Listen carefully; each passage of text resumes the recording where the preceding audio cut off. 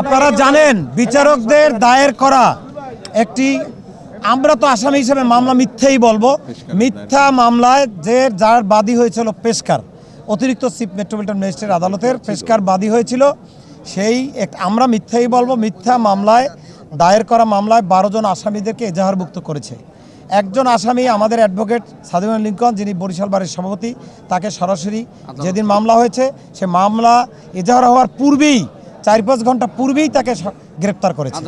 সেই মামলায় আজকে লিঙ্কনের জামিন শুনানি ছিল। আমরা ওই এজাহারভুক্ত আরও 11 জন স্বেচ্ছায় বিজ্ঞ আদালতে হাজির হয়েছি। বিজ্ঞ আদালত আমাদের জামিন শুনানি শুনে হাজতি আসামি লিঙ্কনকে জামিন মঞ্জুর করেছেন এবং স্বেচ্ছায় হাজির আসামিদের মধ্যে 10 জনকে জামিন মঞ্জুর করেছেন। একজন আসামি মিজানুর রহমান রাজুকে সে হাজতে প্রেরণ করেছেন, তার জামিন নামঞ্জুর করেছেন। আমরা তার বিরুদ্ধে পরবর্তী আইনি পদক্ষেপ নেব।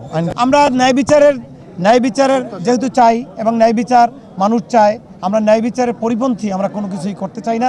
আমরা আদালতের আদেশে সন্তুষ্ট। নায়াসিনামাইড ও স্যালিসাইলিক সমৃদ্ধ লিলি ফেস ওয়াশ যা ফেসের ডেড স্কিন সেল দূর করে দেয় দ্বিগুণ ফাস্টার ব্রাইটেনিং।